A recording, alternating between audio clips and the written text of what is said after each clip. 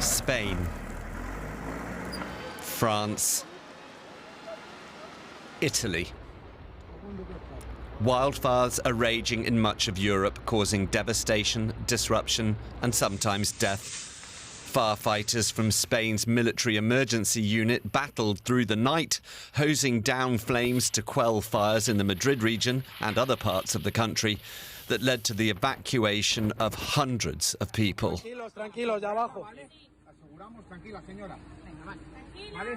Meanwhile, in France, blazes gained ground in the southwest, forcing thousands of holidaymakers to flee campsites and vacation homes. The skies turned orange near the city of Bordeaux as the fires ripped through wine country and left some people feeling terrified. There were embers rising. In the fields it was close, very, very close to the houses, and we were very scared, really, really scared. In Sicily, the scenes were similar, with fires threatening homes and businesses. Some 6,000 firefighters and civil protection officials are working to contain the fires, backed up by water-bombing aircraft. The Interior Minister said a firefighter died while battling the flames. Those who rely on the land for their livelihood face an uncertain future. There were 130 hectares of pasture land that we rent every year, and it's all gone up in smoke. It's been a disaster. The blazes follow a series of heat waves, increasingly common extreme weather episodes linked to climate change, which are causing excess deaths, drying up rivers, and fueling these devastating wildfires. All right, I want to bring in now DW's climate correspondent, Tim Schauenberg. He has been covering this story for us. And you know, Tim, the recent droughts and this summer's heat waves, they've affected countries all across Europe. Let's focus first on the economic impact. What are we seeing already? Well, you saw the previous report on wildfires, and you can imagine that regionally the impacts are huge. They're not distributed equally across Europe, but droughts, wildfires can have devastating effects, not only on individual livelihoods and situations, but on economies, as you said.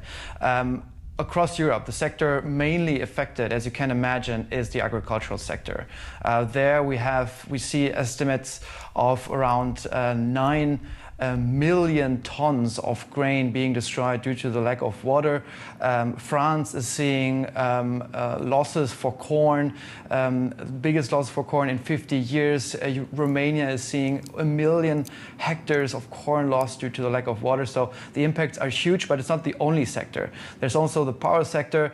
Power plants need to be shut off in parts because due to the lack of cooling water.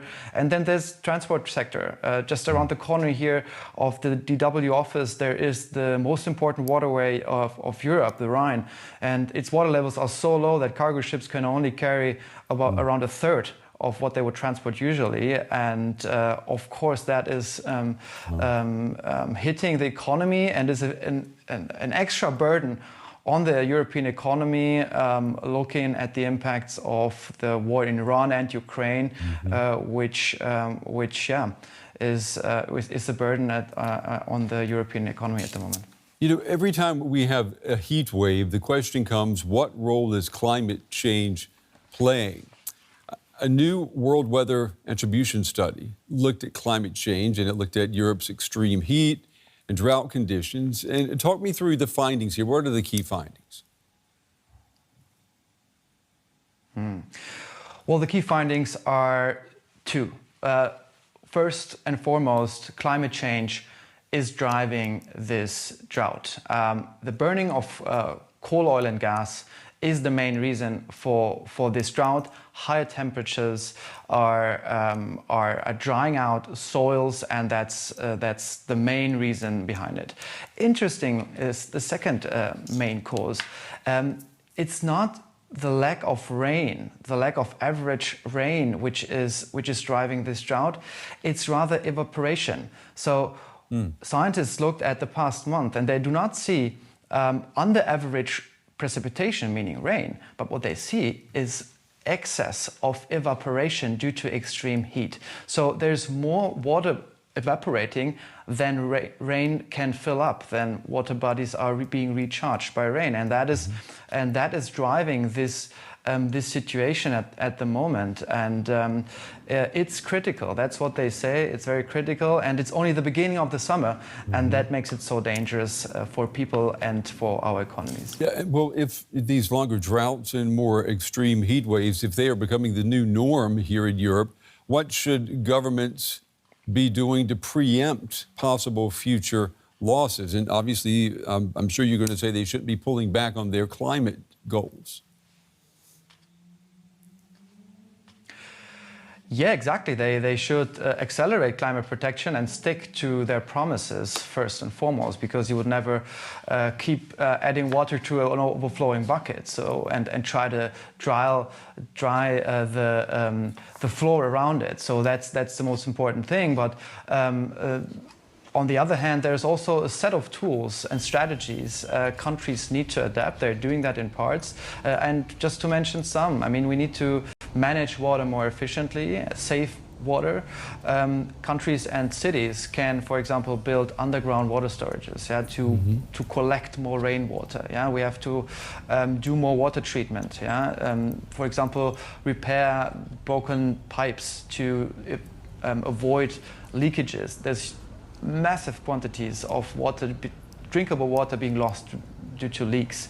Then farming can, for example, plant crops that are more adapted to heat or need less water. We can use farming methods which integrate more plants on the field so that more moisture can be stored to access water in periods of drought. And then we have to protect ecosystems, because they are sucking up water and moist when it's raining and can disperse it in periods of drought and heat, and make it accessible to us humans, but also to plants and to farmers once they need it. That's a set of tools countries and regions can do, apart from strategies and management cross-border, how to deal with such extreme situations as we're seeing them now. Yeah, yes, and as you say, they have to do something. Our climate correspondent, Tim Schauenberg. Tim, as always, good to talk with you. Thank you. And of course, the changing weather is not restricted to warmer climates. A new study by the conservation group NIWIS, together with the Boston Consulting Group, concludes that Germany could be running out of water. The authors blame a mix of climate change, shifting rainfall, and unsustainable land use. Without action, they estimate the shortfall could eventually cost Germany tens of billions of euros annually. Some regions are already feeling the effects. Filling private pools, watering the garden in the afternoon, or washing your car in the driveway. It's all currently restricted in Munich because of a water shortage. Violating the rules can be punished with fines of up to 50,000 euros. Around 80 municipalities in Germany have implemented water usage restrictions this summer. But wait, isn't Germany among Europe's rainier countries? We have a significant dry season in Germany at the moment, combined with heat waves, one in June, one coming up, and this together caused significant impacts on the water cycle. Like elsewhere in Europe, extreme weather is changing Germany's water cycle. Long droughts and heat waves, then sudden, intense rain. The soil can't absorb it fast enough. And when water is needed, it isn't there. We see also a shift in dry seasons. So wintertime, for example, here in Central Europe and Germany, typically is the water abundance season. This was not the case this winter. In some regions, groundwater levels have fallen so low that authorities are concerned about drinking water supplies. But households are not even the biggest users. It is still the energy sector which consumes, or I would say uses water, the most portion of the water, it's still the cooling capacity. An average German uses about 130 liters per day, low if you compare it to the US's 310 liters per day, average on a European scale, but by global standards it is still a lot. So what else can be done to save water? First, Germany's government now wants people to be able to recognize looming water shortages early. This month it launched a national platform called NIWIS. It maps in real time where rivers and groundwater are running low. Germany's environment minister says the platform should also make water restrictions easier to accept. Experts also say the country must design its cities better. And it's a good idea to follow a strategy to store much more of the excess water from these short-term events. That means less asphalt and more nature. One solution could be covering the roofs of buildings with vegetation that acts as its own stormwater management system. And a change in mentality. We have to anticipate that this situation is a new normal coming along with climate change. With yet another heat wave already on its way in Germany, restrictions like Munich's may soon be less the exception and more the rule.